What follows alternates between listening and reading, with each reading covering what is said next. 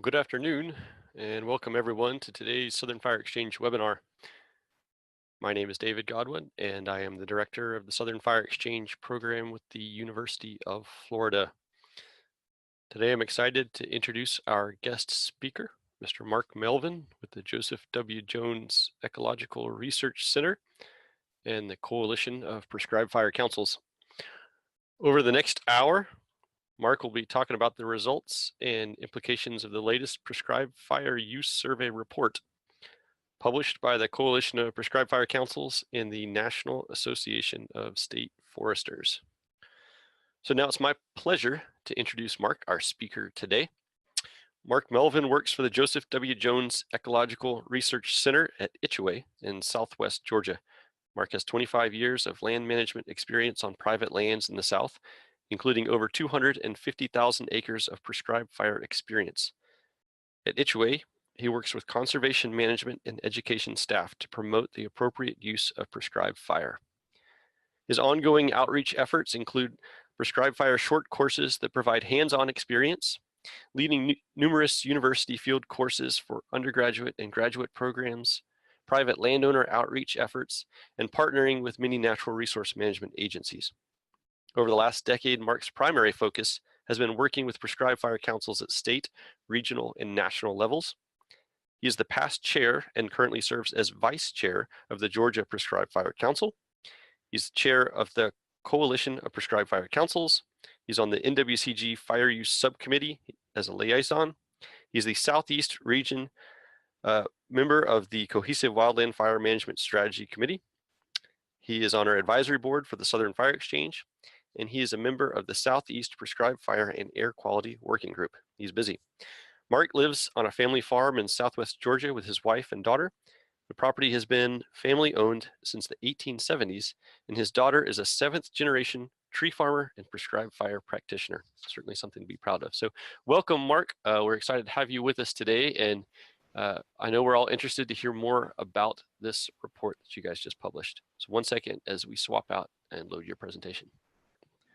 All right, thank you, David, and thank you to the Southern Fire Exchange for allowing me to present today, and also for everyone that's joining in. I hope that you'll find this enlightening, and I hope that we can have some good discussion at the end.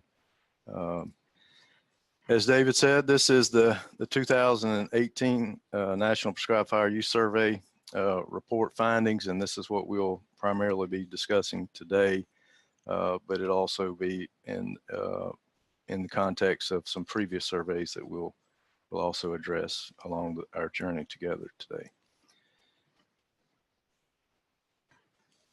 To start with, I certainly need to recognize some partners that made this possible. This is the result of a lot of effort from a lot of different people.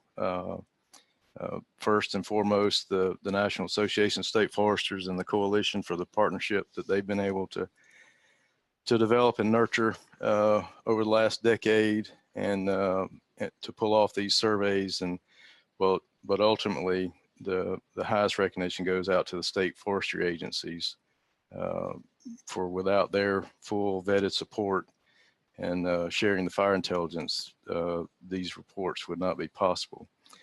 Also to Steve Pine for providing this year's forward. I think it's a great read, and if you've not had an opportunity to read that, I would encourage you to do that.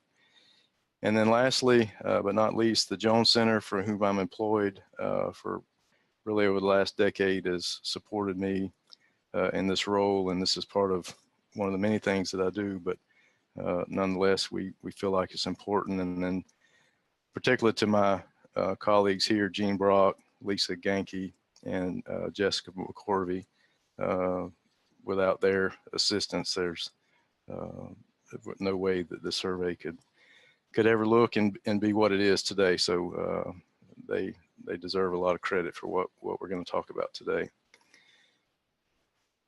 So I think a little bit of background is important, particularly if this is the first time that you've seen one of the surveys. These surveys actually go back. The very first one was in 2012, and they've occurred on a 3-year cycle since then. And so leading up to 2012, I guess beginning in about 2000, and then ultimately into about 2010, there were a lot of events that were occurring, particularly with some of the air quality emerging regulations and new policy, along with some other things that made it pretty important, or at least brought to the forefront that we really didn't have a lot of prescribed fire intelligence, and what we had was sketchy at best, and it was poorly understood. And so there was really a need to have kind of a better understanding of how much fire was occurring across the states or the United States, and what it was being used for. We had great, still have great information on wildfire, and that information has been collected for decades, but there was a lot of assumptions that were being made around 2010, 2011, with how much prescribed fire was being used and for what purposes. So we felt like it was important, and at that time, the coalition and the National Association of State Foresters felt like the two groups were aligned and uniquely positioned to be able to engage the states and get this information. And it's important that the states are recognized for their contributions, because when we look at the fire activity across the United States and how that's managed in the real world, it's the policies and regulations are at the state level. So the states are responsible for managing the use of prescribed fire. There's not a regional or national organization or agency or group that does that. That's at the discretion of the state. And so they were the keepers of the information. So it was pretty significant, and this is what makes it unique, is that this is not easily compared to other traditional, I'll call traditional, or other surveys that have been done that really look at the impediments or how much burning is done from the fire practitioner or a land manager, fire manager's perspective. This is looking at a step up from that at a state level. What are the issues and challenges that the states faced to be able to empower fire managers to use prescribed fire? So that's kind of the basis of what a lot of our discussion will be about today. So how we approach this is that we decided that we would use the NASF, working with the states, we'd use NASF geographic region. None of the federal agency regions kind of overlapped and didn't make sense. And this was a format that the states were already accustomed to using, and they had regional structure and fire committees and things that were in place. So it made a lot of sense to have this approach. But probably more importantly, or equally as important, it dovetails with the Wildland Fire Cohesive Strategy, which was really being developed at this time, and the implementation was just coming out. So a lot of this information was cross-referenced, could be cross-referenced with the strategies in the cohesive strategy. And so we each 50 state forestry agencies receive a survey questionnaire. These typically go out in January around the first of the year, and we have a 3 or 4 month time to get those surveys back to us, and then we begin to analyze the data. But it was built on 3 kind of focal areas: prescribed fire, use, how much and where, and why, for what purpose. And then the programs, there are a lot of different programs, but there were some pretty consistent programs across the country that states use to manage these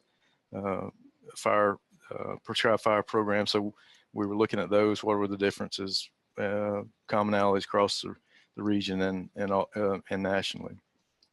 And then lastly, the impediments. What are the challenges, not necessarily that a practitioner might face, but what are some of the challenges that the state perceive as the most limiting for prescribed fire use?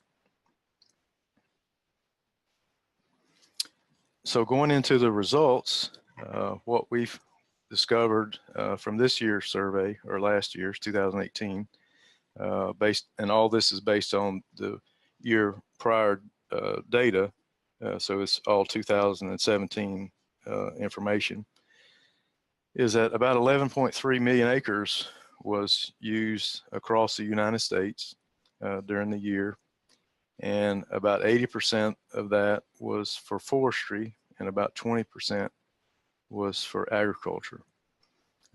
When we look at by region, and this accounts for all activity, we'll talk about forestry and ag in some of these slides and segregate, but this is collectively all forestry and agriculture burning in the United States. That we look at the Southeast and the West, about 96% of all the burning occurs in those two regions. And that's pretty consistent with prior surveys as well. And then when we look at by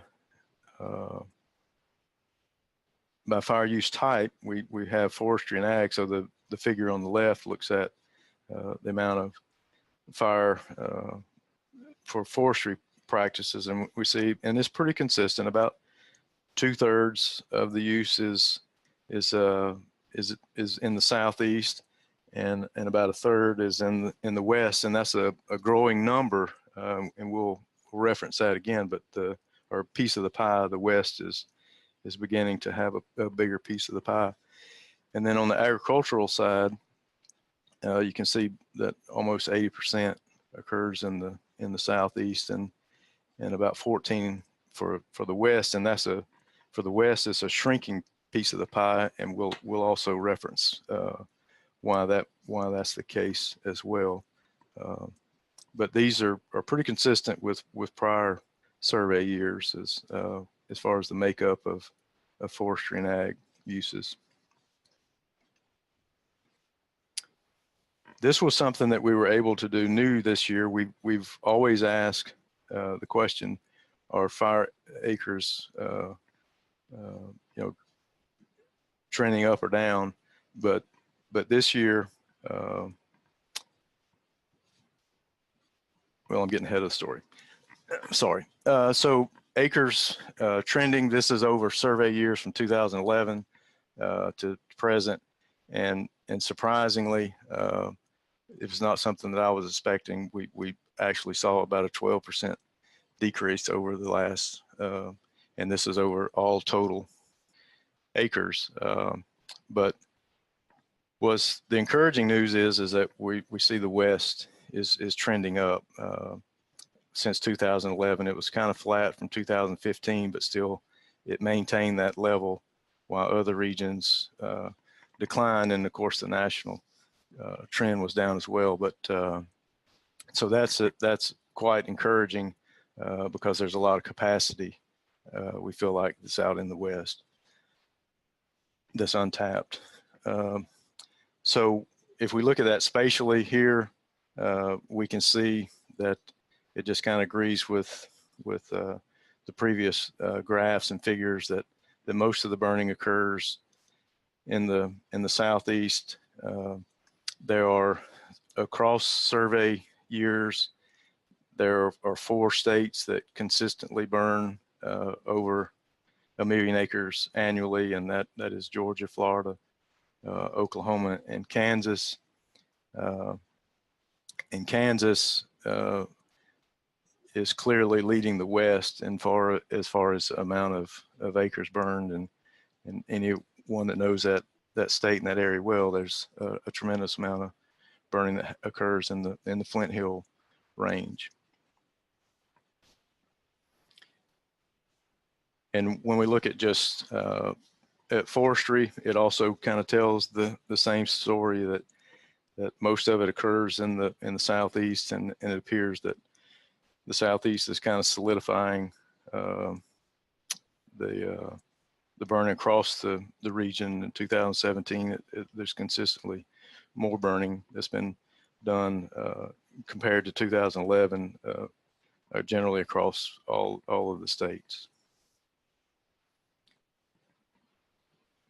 I'll back up here. I failed to mention that, and I won't identify the two states, but for the first time in 2017, we actually had two states that reported no fire activity, and that was a new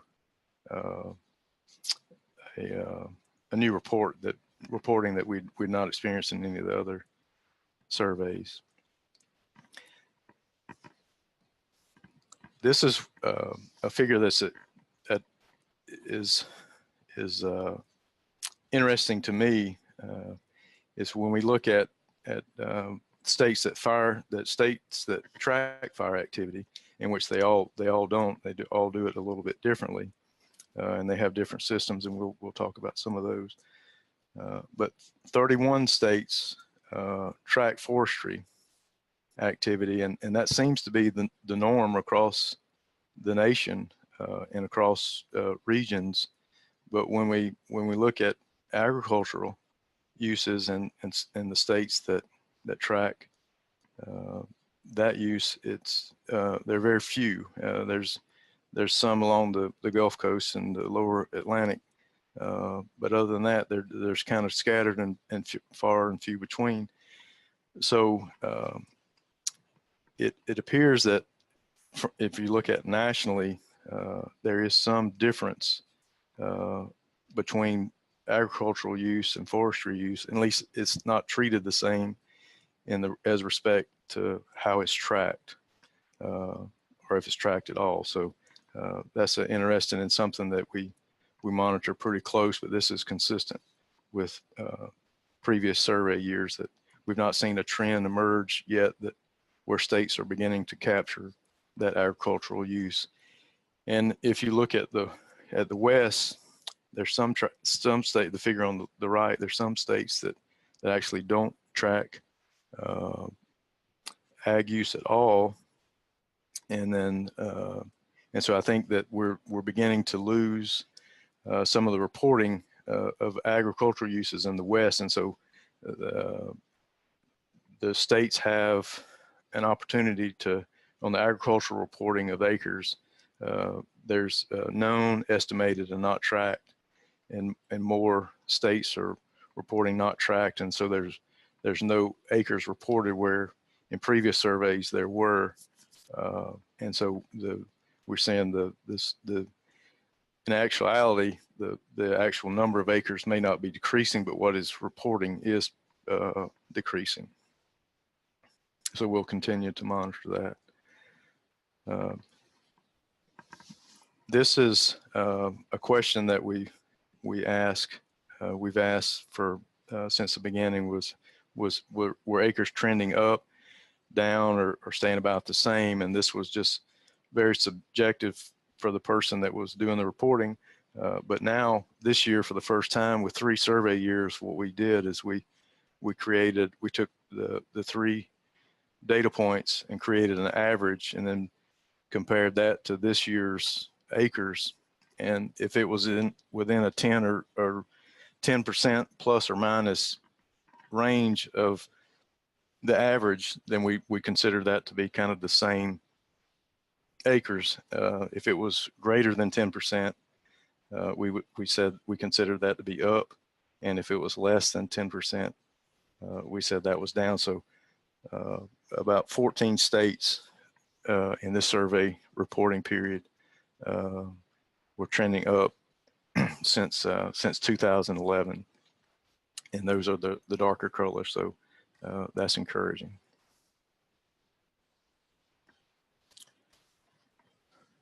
Permitting is something that we also have tracked since the very beginning, and you can see on the figure on the left that 74%, about 3/4 of all the states, have some type of formal authorization or permitting system, and we see that when we look at it at a national scale, that is the norm, or considered to be the norm that states follow.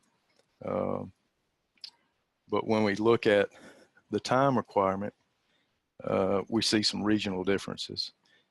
Within the Southeast, if a permit is required, it can be obtained the day of the burn in all 13 southern states. And then when you go out of the regions in the Northeast and the West, it begins to get a little more complex, and some states don't require an authorization, and some do, and so there tends to be, we don't capture the time because it's very difficult to do that, but we just say more than 1 day, but it ranges anywhere from 2 days up to several months in some cases in some of the western states. So there's a lot of variability out there, and it's hard to capture just the exact extent of it, but it is variable in the West and the Northeast. And likewise, when we look at the fee, some states actually require a processing fee or an application fee that's associated with that process. And again, the Southeast, there are no fees associated with any burning activity. There's a few in the Northeast, but it seems to be more common in the West.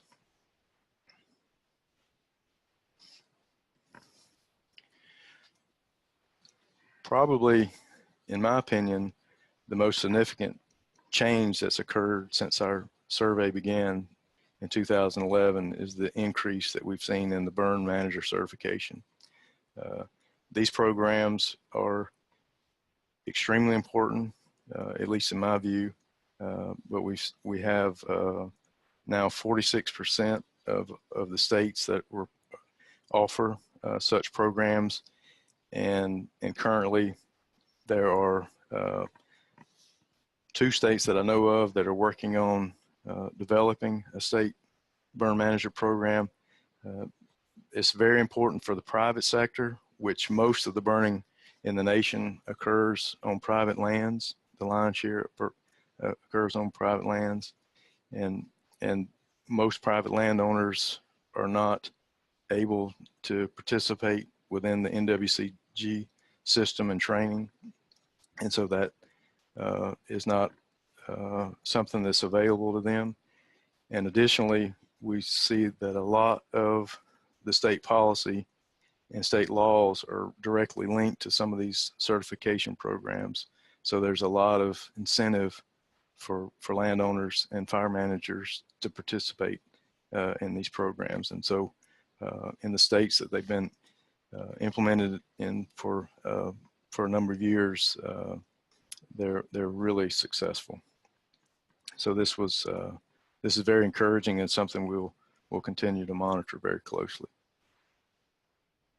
Running parallel to that, and something that I've probably been more directly involved in, and certainly proud of what the coalition has been able to help accomplish, is that we've seen a 40% increase in the number of prescribed fire councils since 2011. A lot of these councils now are really at a maturity phase and impacting state policy and state law, and a lot of reform is going on, particularly out west, and it's encouraging to see, and it's great to see that the fire councils are actively involved in that type of work. Even though the survey was released in December, since the time that this was published, the state of Wyoming now is fully developed, is operational, and they're a member of the coalition. So even the figure on the left is outdated now. And additionally, there are efforts now underway in West Virginia and in Maine for council formation. So it'll be exciting to see what it looks like in 3 more years. this was new this year. This was the only new question that we asked. It was one that I wanted to address. It was quite a process to work through this. I made the disclaimer in the report. I've got it here somewhere. I don't know exactly how I worded it, but the states really had a hard time. A lot of states had a hard time answering this question. And I'm sure there's some inaccuracies in this map, but this was based on the best information that we could gather. I do know that, and I saw the statute that California's misrepresented here. It says it's strict liability, but it's simple negligence. But when I got approval to ask this question from NASF, I consulted with 2 lawyers just to make sure that I was asking the question correctly and that I understood the different degrees of liability that would fall under these state laws. And we had a lot of conversations. I thought I had it down pat, but the one thing I was not prepared for and was not brought up in any of the discussions, even with the lawyer, was that the concept that a state could have no law. And so that was a discovery that we made there. I think there were 5 states that reported having no law. Most of them were in the Northeast region. But it seems that simple negligence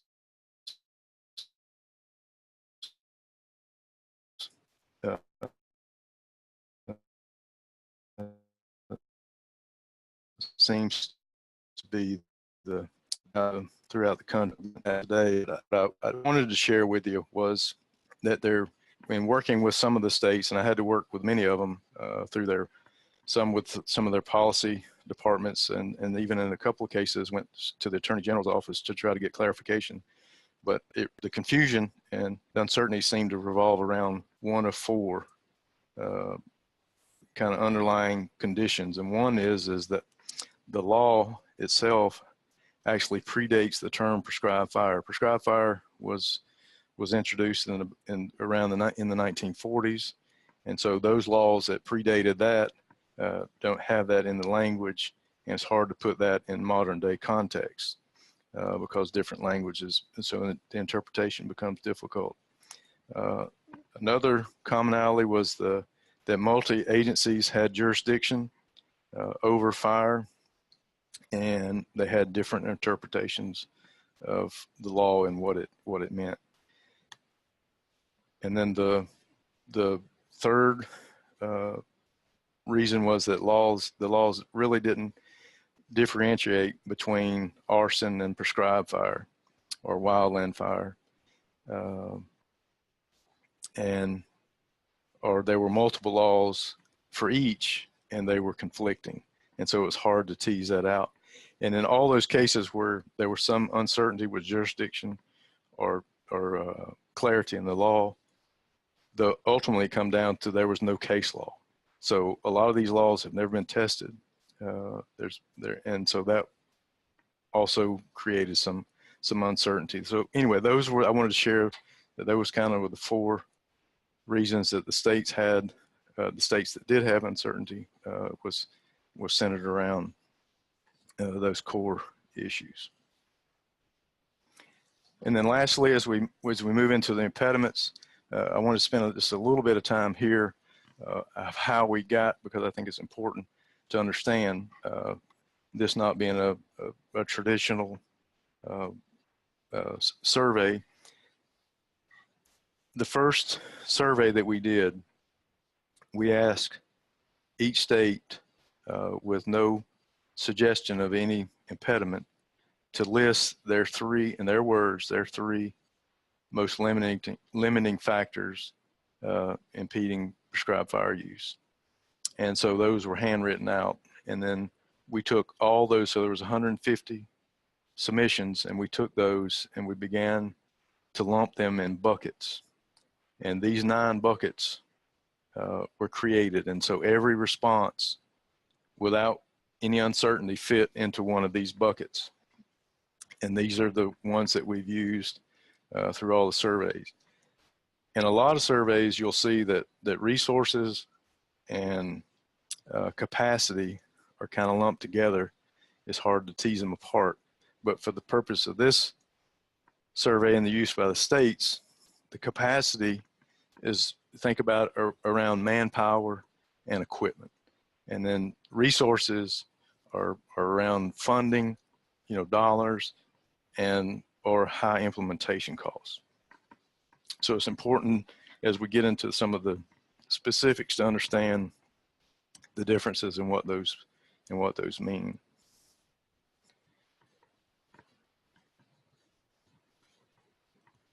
So each state is asked to pick their 3 most limiting. It's consistent with all survey that to list, identify and rank their 3 top impediments out of that list of 9. So each state can only have one number 1.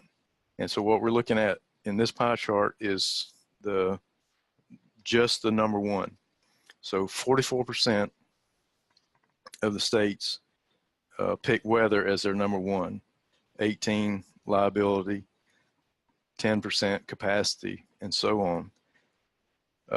And so those are the top 3 in those categories, and those out of all the categories.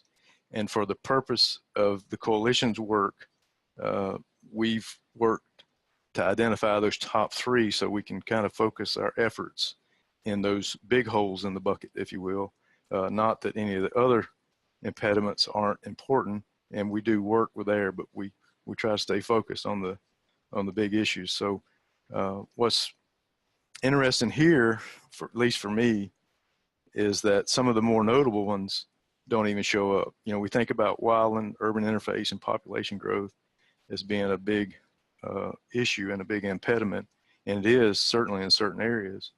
But nationally, across the states, not a single state selected it as the number 1 impediment. And air quality and smoke management ranked pretty low as well, which was surprising to me. And we'll see that that's a little bit different when we lump all of them together. And then when we just independently look at the number 1 impediment, it's really important to point out that over survey years, it's been on its own trajectory. You can see in 2011, it was less than 20%, and now it's approaching 45, it's at 44. So more than doubled in its significance. And so weather's definitely a challenge that a lot of states and fire managers as well deal with, and now it dwarfs all the other impediments. And I'll be curious to see how this trend continues. And of all the impediments, it's the one that we have absolutely no control over. But that said, I think it's an opportunity to have a discussion about how do we enhance or develop new policies and procedures that can empower us to burn when weather conditions are favorable. So hopefully it'll foster some good discussion within the states and with NASF. So now, if we lump the top 3 together with no rank, they just were in the top selection. We see that air quality and smoke management now is in the top 3, and liability and insurance is in a close 4th race at 11%. But weather, capacity, and air quality are the top 3 impediments, and that's been consistent across survey years. The percentages and some of the arrangement moves around, but those consistently have been the top 3. Capacity has probably been the more steady, in that when we look, and we'll look at some of the region, there's some regional differences between weather and air quality, but capacity, when you look at it at a region level, is pretty consistent. It's a pretty big deal across regions, and certainly it's a national issue, and we're going to have to address, training the next generation of burners and figure out some innovative ways to to do that. And there's a lot of great work that's been done on the ground. So when we look at the top 3 impediments by region, and starting with the Northeast, it's very interesting that 100% of all the Northeast, so all 20 states, reported that weather was one of the top 3 impediments, and that was quite fascinating, I thought. And then also resources were quite more significant as compared to the national. And then you can look at some of the others. They're ranked a little bit lower, but it was really impressive that all the northeastern states selected weather.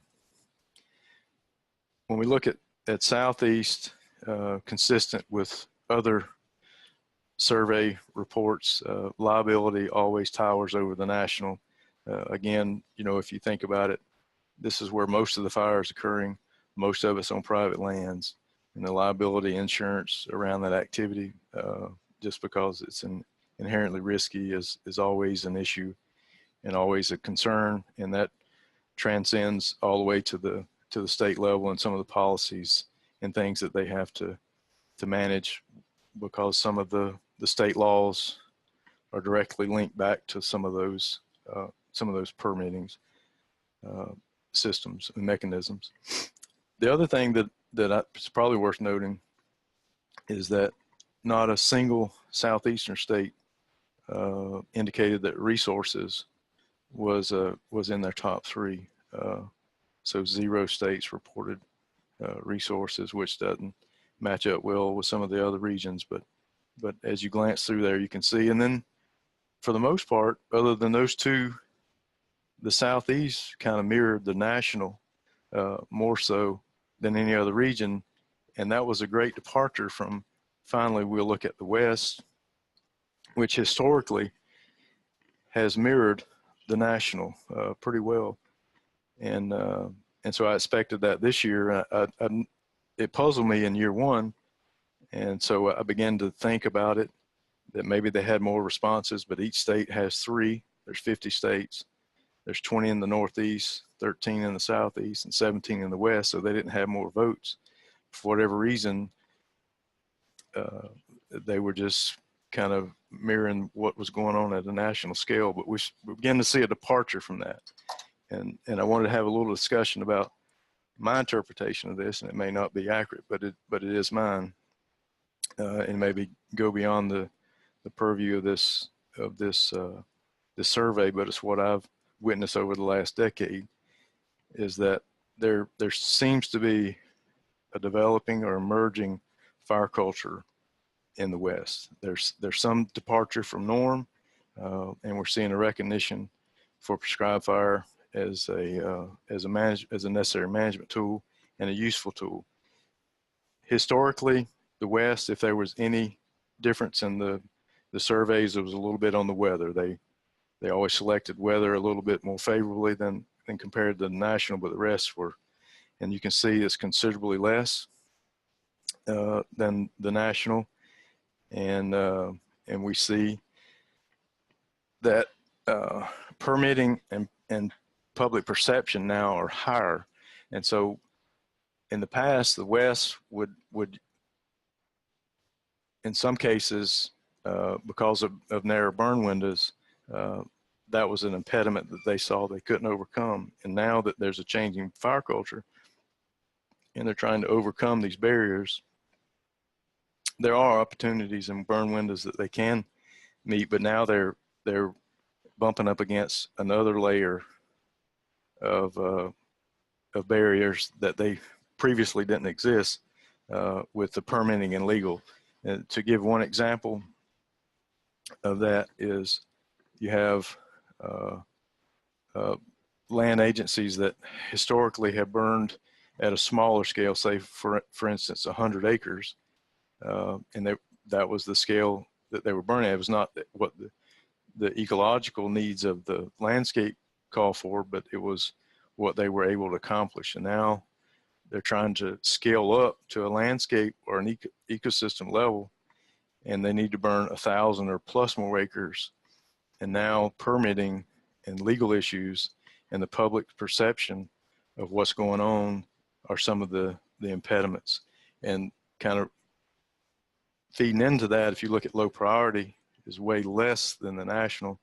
And that's because there isn't, primarily on public lands, there's a agency desire to burn, so that priority is there. And so, and then my guess, and this is just a guess, but as the West becomes more, hopefully becomes more successful, we'll see, right, like you can look in 2017, the liability is less as compared to the national, but my prediction is that would begin to increase and overtop the national, because as you burn more acres, liability issues become more of a challenge. So that's, you know, I'll hold some of that maybe for some questions and discussion, but that's the kind of trends and what we look for in these surveys to try to predict and see what's happening, and trying to position ourselves and help states address some of these issues at a state and regional and also national scale. So in summary, what we found in this survey was that in 2017, about 11.3 million acres were accomplished on the across the United States. 96% occurs in the Southeast and the West. The Southeast continues to lead the nation in all aspects of prescribed fire activity. That said, the West is increasing its activity, and there's a lot of capacity in the West to put up some big numbers, and we'll have to watch that as time goes on. State laws are highly variable across the U.S., and we need a deeper understanding of those laws, and we'll follow up on that. I'm not sure how we'll actually do that, but we'll probably see this again in the next survey. Weather capacity and smoke and air quality remain the top three national impediments. And again, we've had about a 40% increase in the prescribed fire councils since 2011.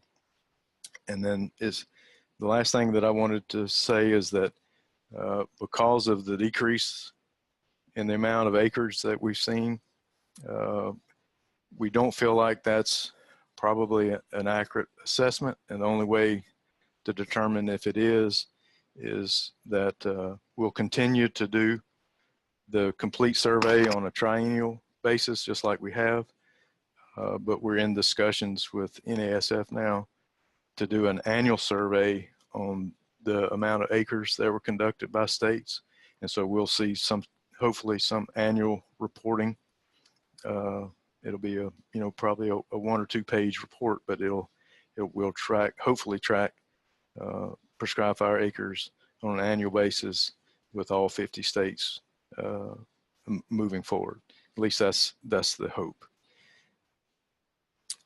And with that, I appreciate your time, the opportunity to speak today, and would entertain any questions if there's time. And I wanted to share with you, I think it's important for us all to remind ourselves exactly why we do what we do. We do it for the resource. And David mentioned at the beginning, which I didn't know he was going to do, is that I live on a family farm, and this is my youngest daughter here.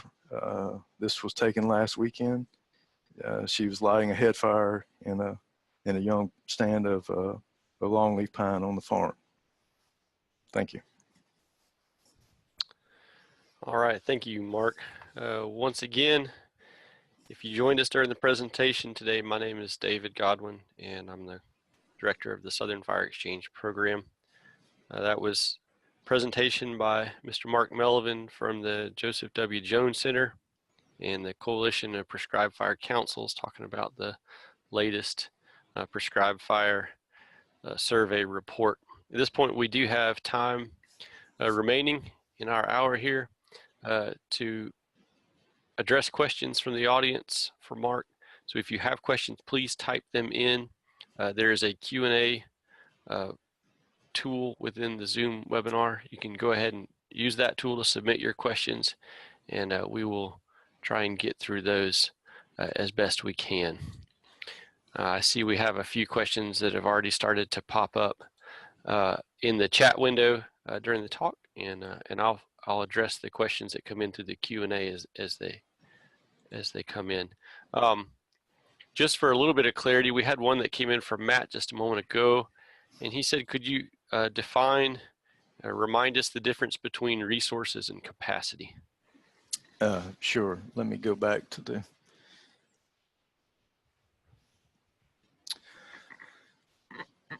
So the way that I think about it in my mind is that resources are money related dollars, and that can either be limited, we don't have enough dollars, or we have dollars, but the implementation costs are so great. So, the implementation costs of a 100-acre burn in southern Alabama would not be equivalent to a 100-acre or even a 10-acre burn in Northern California.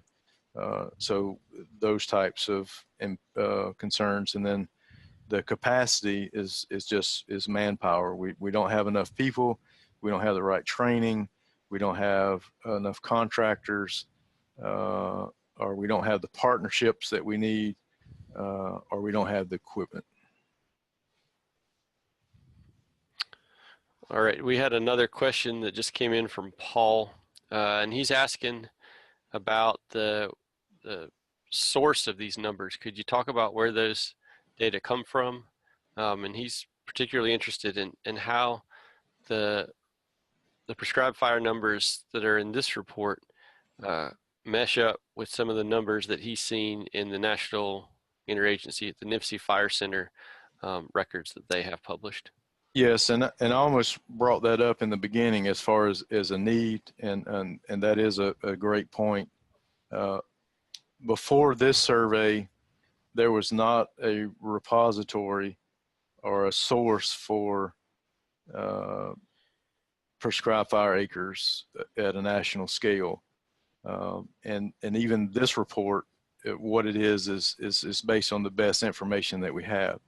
The only source was NIFC, and that's the National Interagency Fire Center in Boise, and they track wildland fire activity. That's predominantly around wildfire, and they do a great job. They're doing a better job at prescribed fire, but at the time of this survey, really up until about 3 years ago, if you look at any one given year, they do report prescribed fire, but predominantly that is just only captures what's done on federal properties, not the private sector.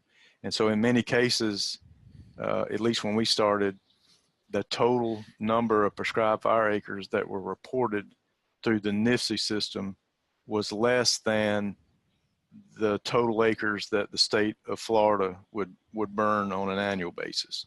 So we knew it was not accurate. It was incomplete. And so there again, that was one of the reasons that we began to engage the states for that intelligence, because that's who could provide it. And it's just simply, NIFC does report prescribed fire acres as part of their reporting system, but it's not a complete look at what happens. We had a question that came in from Jamie, and I think it's an interesting one, and certainly might be a possibility for future surveys. And he's asking about effort to track, or are there any efforts to track state level funding for prescribed fire planning and implementation?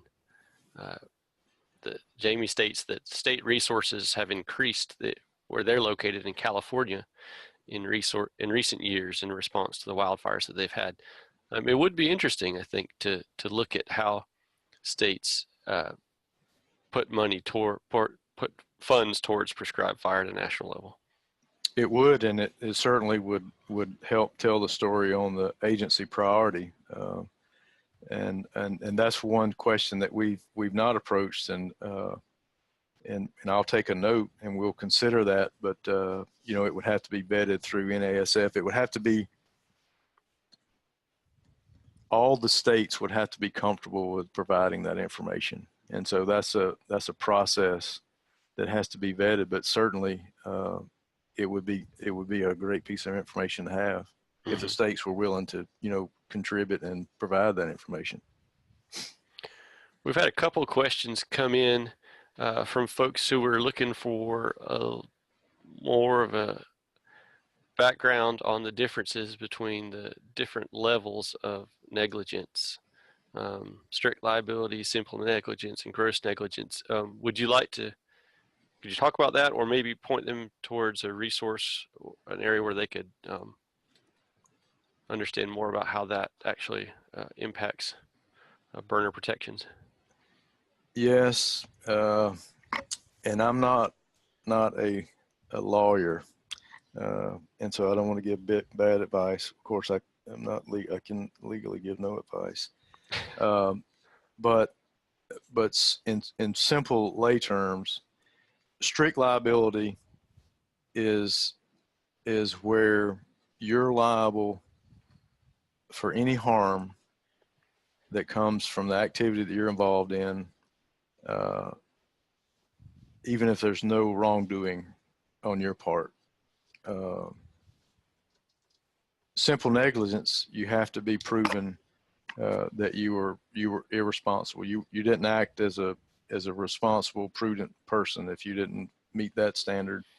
And then and gross negligence is it almost has to be a willful act to do harm.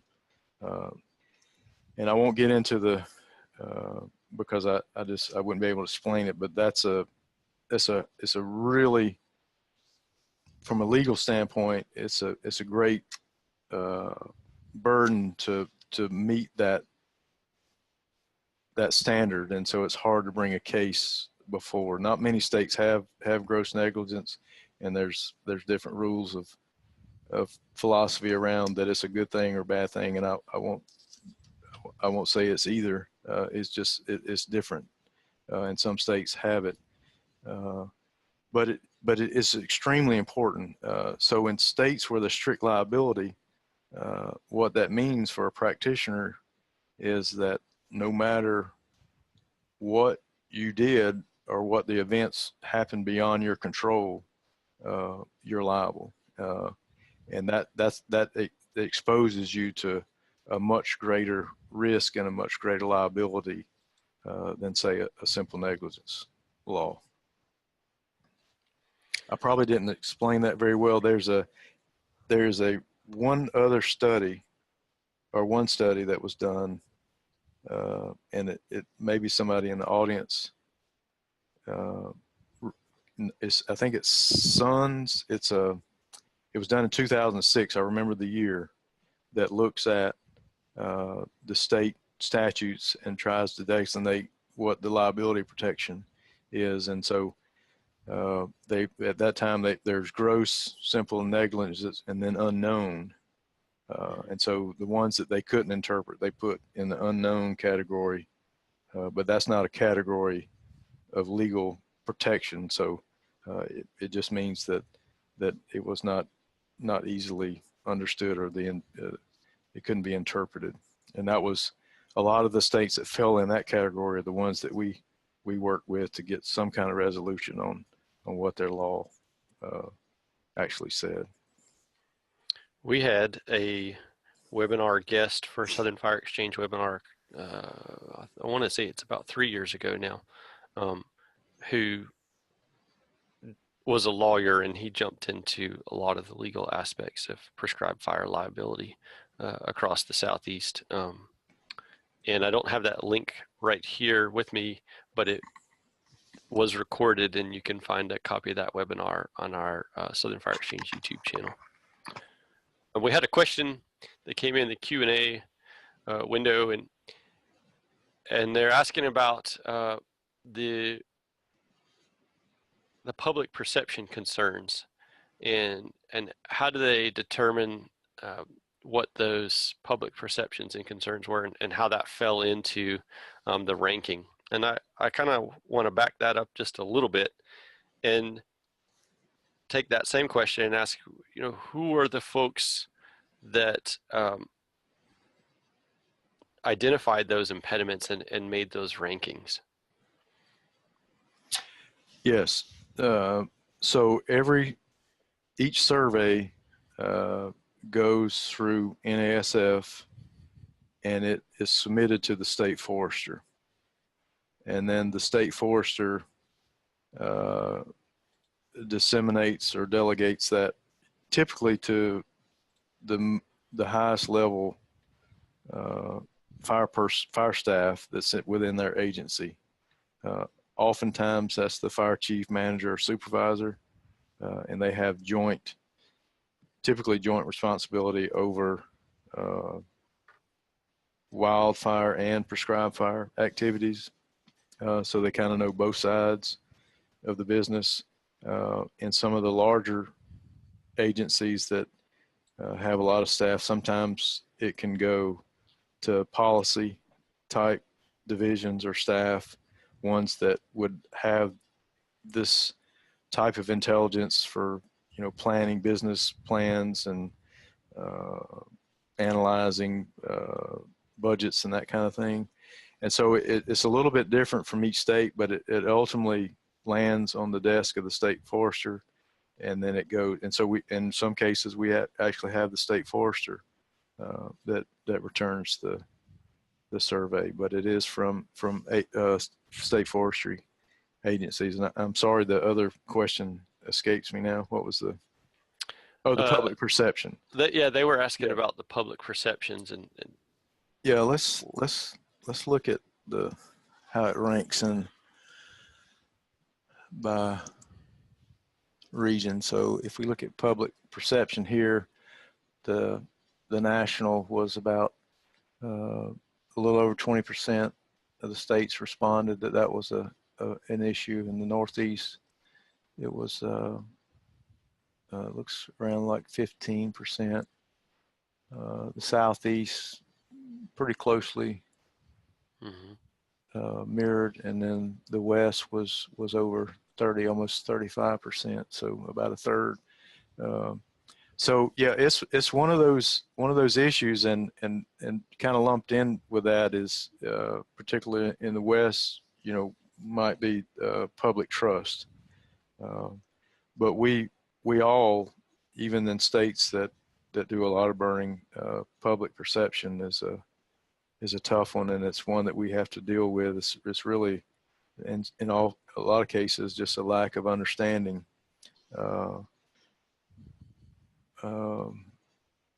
of what we do and why we do it. And fire tends to be a very emotional subject. It doesn't always get the best press, and a lot of times that's around the bad aspects, the catastrophic events. And so, and we see this a little bit ebb and flow with this, because by state, if 2017 was a heavy wildfire year, then public perception is going to be something that the agency is intimately dealing with at probably a bigger scale and a bigger level. So it'll in 3 years from now, it may be quieter and it's not an issue. So it's one that's there. It kind of it goes up and down, but it never makes its way up into the top three, if that makes any sense. Well, we are coming up to the top of our hour, so I'm going to ask one more question. And for the questions that were not addressed today, I will share those with Mark. And then if you would like to contact him specifically, we'll have his email up on the last slide in a moment, and you can reach out and connect with Mark directly. So my last question of the day, Mark, is, what do you see? You said looking at the future of this report, it sounds like there's certainly interest in capturing estimates of the number of acres on an annual basis. And I'm encouraged by that because I think that may help tease out some of the year-to-year variability in the number of acres that we see burned across the country based on weather from one year to the next. How do you see this effort, this report, mesh up with what we're starting to see more remote sensing based efforts and tools to try and track the amount of fire on the landscape? Yes, I absolutely believe that remote sensing is going to be the way of the future as far as fire intelligence goes, and identifying burn perimeters and acres, and it'll be consistent, or at least more consistent among states across the country, and bring us better fire intelligence. And that's really what this is all about, is just providing the best intelligence that we have, and hopefully, well, I'm confident that the intelligence that we have in the three processes that we've been through with each of these surveys, the 2017 is a far better report and account of what actually occurred than the 2011. And so the intelligence is improving. I think that'll continue in the future. Certainly, remote sensing would incredibly improve the accuracy of a fire that occurs on the landscape. I'm not sure, well, I guess we could tease out wildfire and prescribed fire, but you know, it's critically important to understand the scale of and spatially where fire is occurring, and the duration, particularly from an air quality and future policy within the NACS, and what the wildland fire impacts are on the nation. So thanks everybody for joining us. Thank you especially Mark, and have a great afternoon, and welcome back federal employees. We're glad to have you with us today.